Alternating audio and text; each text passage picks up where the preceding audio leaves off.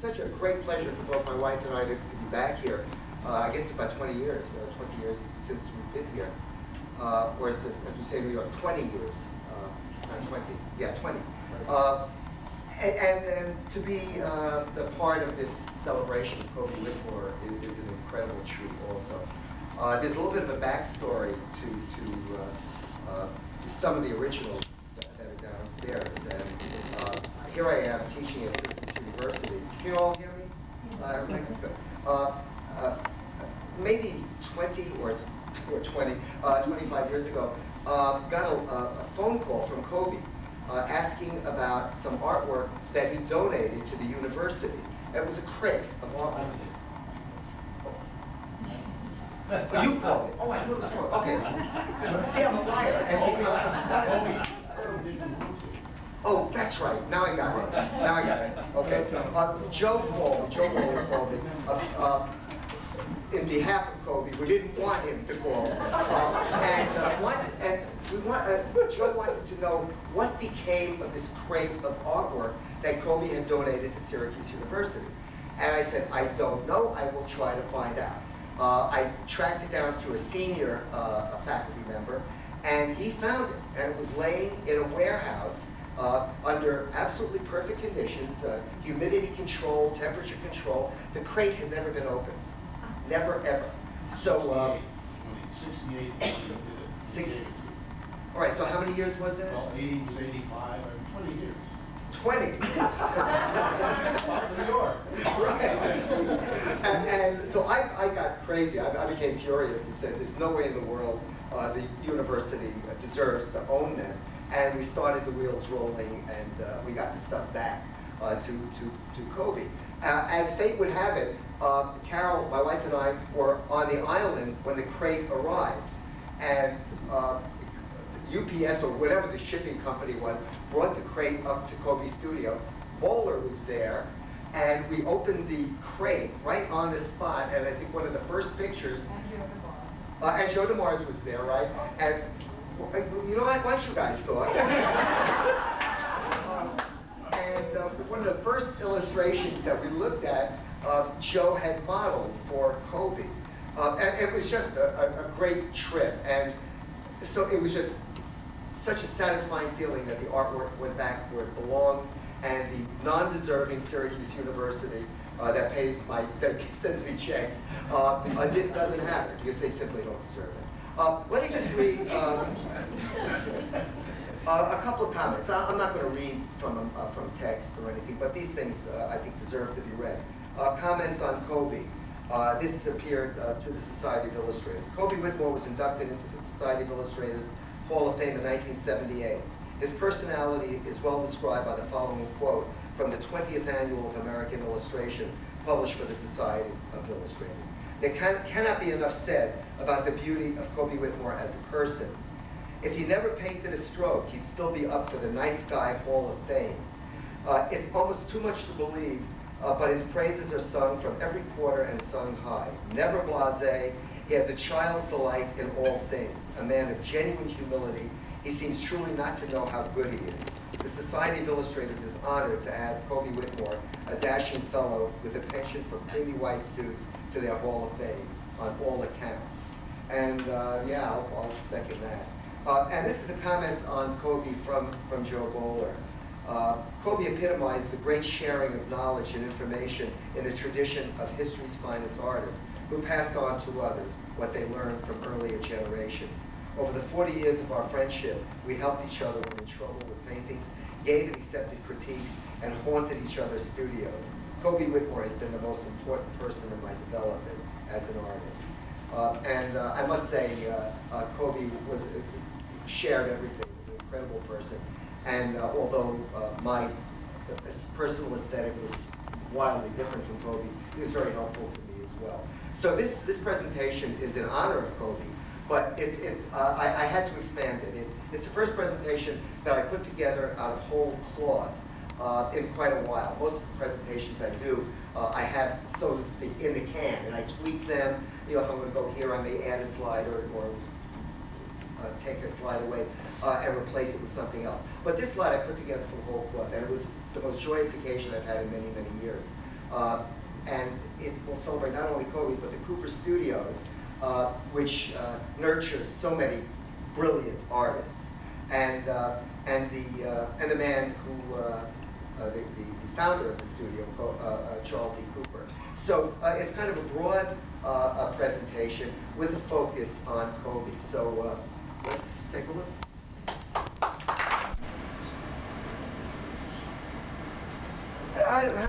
The article on the right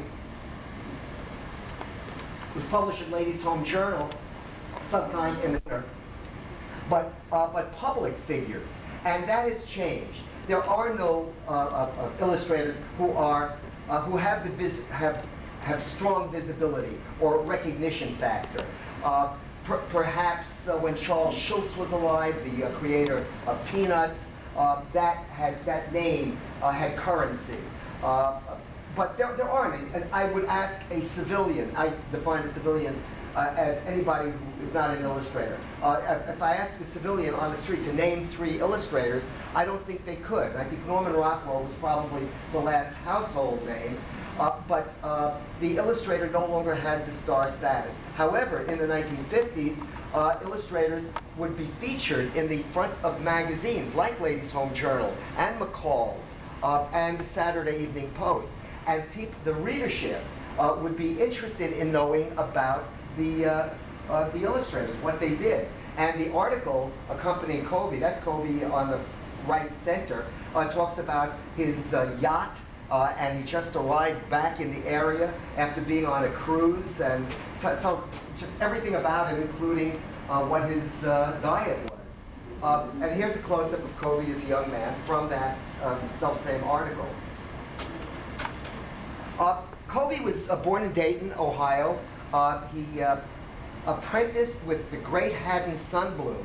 Sundblom was the illustrator who created the Coca-Cola Santa Claus. And the stories that Coby, that's Sundblom, the stories Coby had about Sundblom are simply hilarious. He talked about being fired almost every day.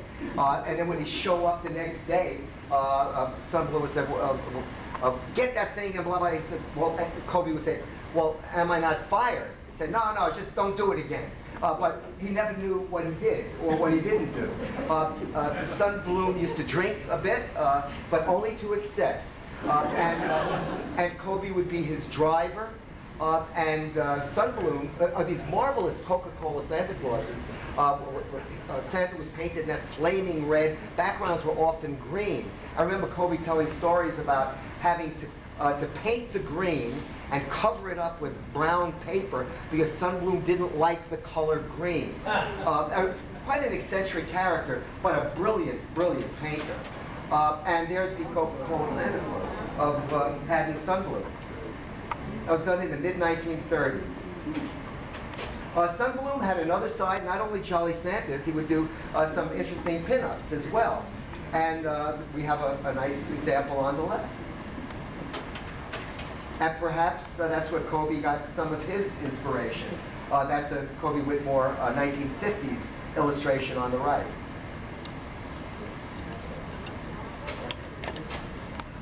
Before there was a Cooper studio, before Coby Whitmore, before Haddon Sundblom, there was a great tradition of romance illustration and the pretty girl or the beautiful woman.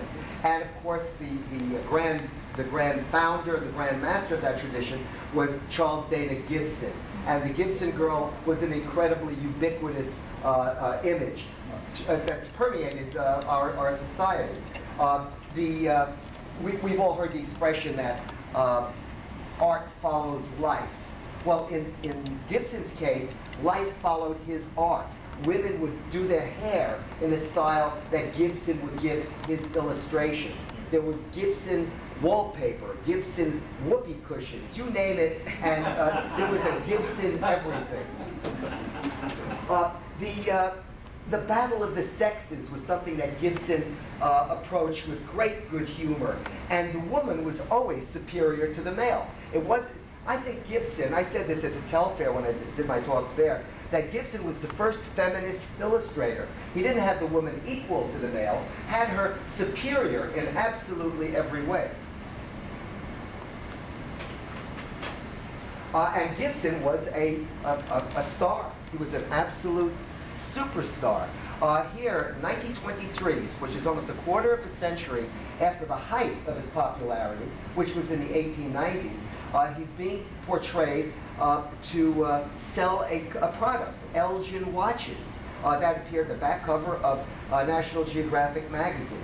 So now, with television and the electronic age and the computer age, illustrators now take less than a backseat. I mean, they're running after the bus right now as far as visibility and popularity. It's film, it's video that are the stars. Another star around the turn of the century was Howard Chandler Christie. Here, Christie is giving a testimonial for this marvelous Waterman's fountain pen. And try to visualize an illustrator today. Name an illustrator if you can, and think of his name on a testimonial, and will that sell the product? As I said semi-obscenely at the Telfair, just visualize Murray Tinkelman uses Preparation H, and running that in a national ad, and we'll see how much product that could move. But Christie's women were absolutely beautiful. They were cute, seductive, and above all cute. And here she's saying, gee, I wish I were a man. And can you visualize a Gibson girl or Gibson woman saying she wishes she were a man? I don't think so. And here's another very elegant Howard Chandler Christie. And yet another. This is Harrison Fisher. If there were top 10 romance illustrators around the turn of the century, or boy-girl illustrators, I think Gibson would be 1 through 7. And then you would have Christie and Fisher well behind. And there's Harrison Fisher on the left. Very elegant, very charming. And now we have Charles E. Cooper Studio. Charles E. Cooper Studio was the single most successful, largest, and most talent-laden studio in the history of communication art. It started as the Fawn Studio in Cleveland, Ohio. Chuck Cooper was a salesman for the Fawn Studio, and John Whitcomb, an artist who we'll look at a little bit later, decided to come to New York and open a branch of this Fawn Studio.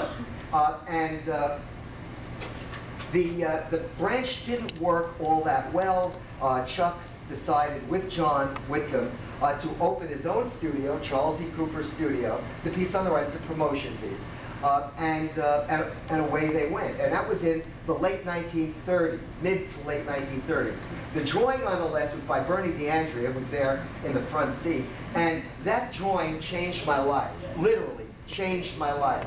The DeAndrea family changed my life. Bernie's first wife, Lorraine Fox, was far and away my favorite artist in the world.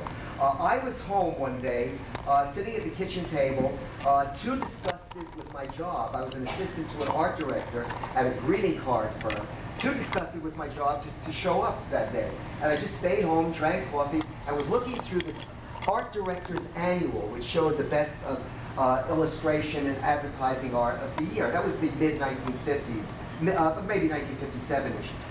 And I see this drawing, and it absolutely captured me. It grabbed me by the throat.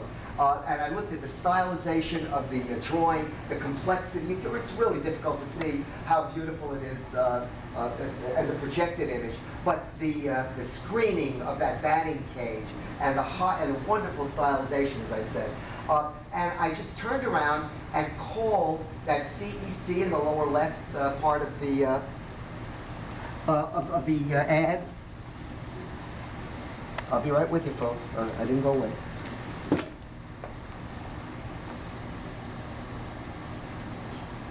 Oh, come on. I guess my thing died. Hold on, I'm going to... No, okay, my little pointer doesn't work. And I called CEC, I called Charles E. Cooper Studio, and somebody called Miss Renee answered the phone.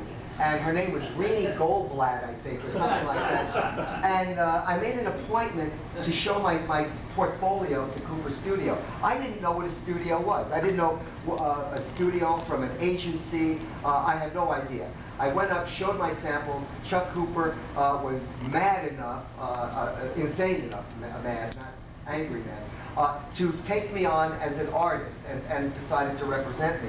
And that was probably, not probably, it was definitely the most important part of my professional life. John Whitcomb was the artist from the Fawn studio that traveled to New York with Chuck Cooper.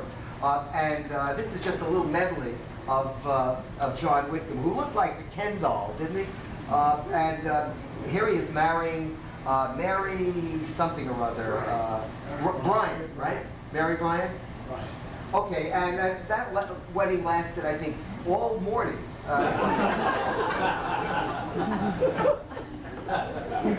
You have no idea how nervous I am talking with Bernie and Joe in the front row, who actually know this stuff. I'm just making it up.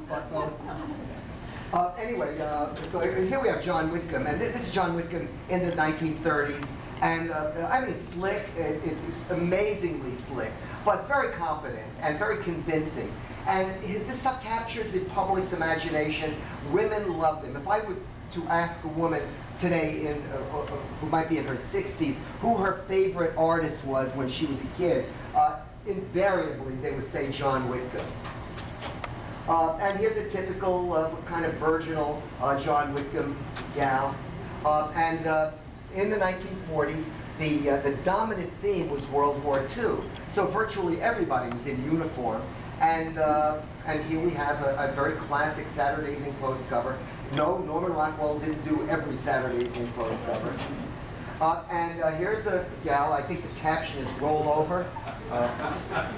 Well, maybe not. Again, the military became the dominant theme of the 1940s. Home for keeps, so the war is over, returning servicemen. And this is a fairly good example of a convention that started very early in the century of having the guy in a boy-girl illustration, which is what they were called, boy-girl illustration, having the guy considerably darker in skin value than the woman. And if one person were to be featured, it would always be, invariably, inevitably, be the woman that was featured. So we have the woman in front of the guy, lighter value, and I don't know why it started, I don't know where it started really, but for some reason, these illustrations appeared in women's magazine, and somewhere it became popular law that women would rather see women than men, or something. So what better way to have the woman see a woman than get rid of the guy completely, which is have his hand coming in. And it's a great example, and I have a slide of it, and the original is downstairs. I'd like to do a book, and maybe title it 100 Ways to Get Rid of the Man in a Boy-Girl Illustration. And this is a great way. And here's another one. And this reminds me, in talking to Coby, and I didn't have the great relationship with Coby that Joe Waller had, but I would see him periodically and saw him when I'd come down to the island. And he would talk about illustration and his career, and he was the most self-deprecating person I think I've ever met. Nothing was ever good enough for him, he would say that he could never paint anybody holding a cigarette properly.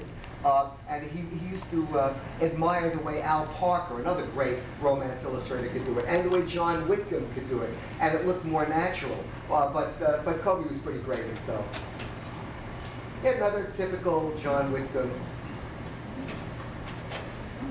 And once again, this is not that home for keeps, but the guy is darker, the gal is lighter, she's in front, he's behind.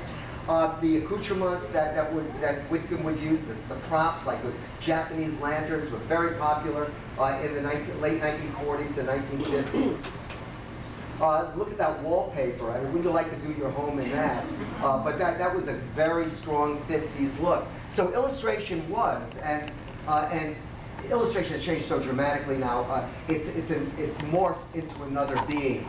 But illustration was an incredible reflection of what society was and what we looked like, what we thought what we wanted to look like, and our environments. And that Harlequin wallpaper is very typical of the 1950s. Joe DeMars, who was here on the island, had the magnificent gallery in Harbor Town, and I was lucky enough, and Danielle DeMars is here in the audience, Joe's daughter, and Joe was referred to as Pappy in the studio, and had this great gallery, and I was lucky enough to have a couple of one-man shows at the gallery. That's Joe in the upper right, and that's an early Cooper Studio promotion piece. And Bernie. And here's Bernie in the upper left. Here's Joe after he retired from the illustration business, up in the upstairs of his gallery, just contemplating something, and I just snapped that little shot of him. Joe started his career on the West Coast as a sketch artist for the film company, for the film business, and this is one example of a sketch for a movie set. And here's another. Came east to New York, Cooper Studios started to represent him. The insert in the upper, I'm lost without my pointer. The insert in the upper left part of the slide is a picture of Joe, once again pointing out the fact that illustrators were important and the public at large was interested in who painted these pictures. This is one of the series. I'm sure many of you have seen the movie Giant.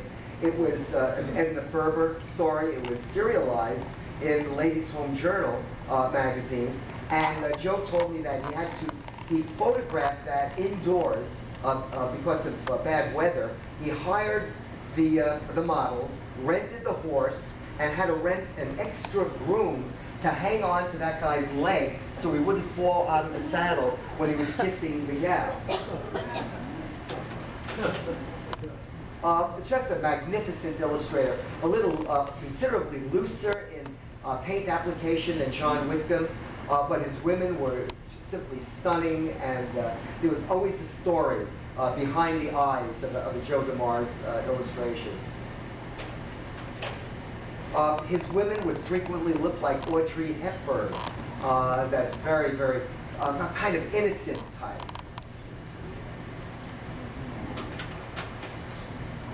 This is interesting, is it not? It's a 50s ad for Philip Morris cigarettes for young mothers.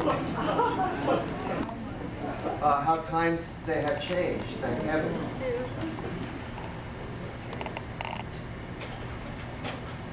There's Joe in the upper left-hand corner as posing for himself. And again, the guy is darker than the gal, and Joe DeMars in the upper left-hand corner is looking on with a kind of a skeptical eye.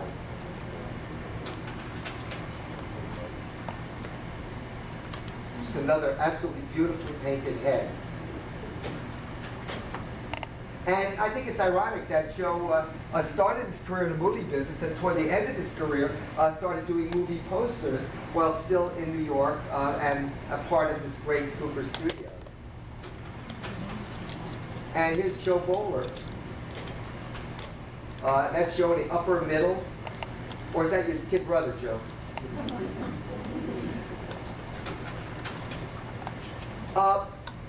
This is from the 1950s, I believe, or late 1950s. And what I particularly like about this is the overhead view.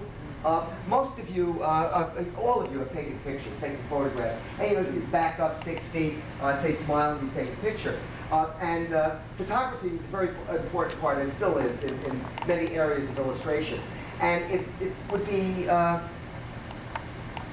you don't want to take that approach, that amateur photographer approach, when you're photographing your models.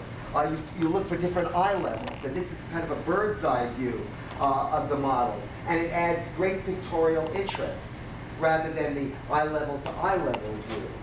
And here's a kind of worm's eye view, where we're looking up at the model. I think, Joe, were you using a wide-angle lens on this? No. No? All right, it kind of has a little bit of a wide-angle look. I don't think they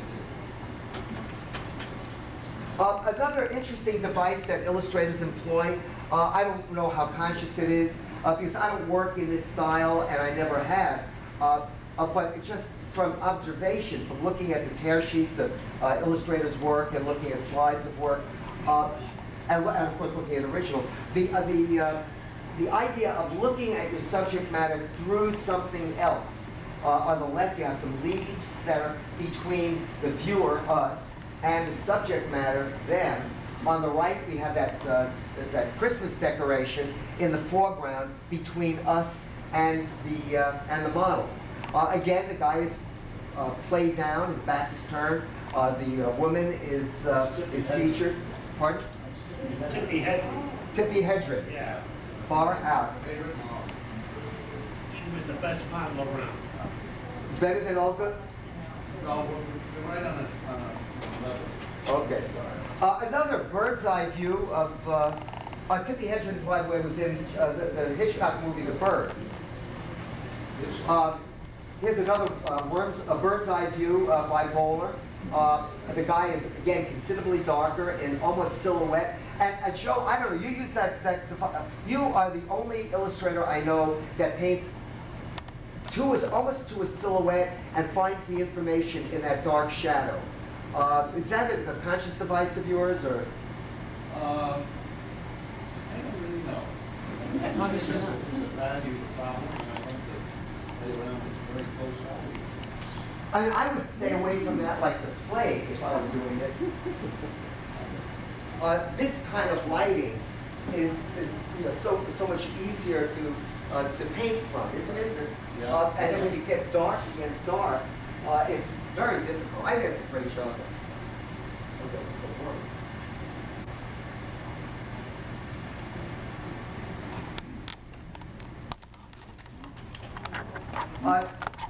Joe was stricken with polio in the late 1950s, and the first illustration he did when he got back on the drawing board was the one on the right. And it was a sea change in style and technique and application of paint to surface, and absolutely beautiful. And some of the nitwit salesmen at the studio, at Cooper's studio, really didn't understand it. They felt, well, gee, maybe Joe has lost his touch. And it was just a breakthrough painting that paid homage to the Impressionists. What I get a big kick out of is he borrowed those chairs from Joe DeMars, and they were all living in Westchester County at the time. And this is Joe Waller and Joe DeMars in the upstairs of the Joe DeMars gallery. But that's the chair that was used as the prop. Joe Waller again. This was, the reference photos were shot at Mitch Grossman's antique shop in Ossining, New York, right? Yes. Okay, and again,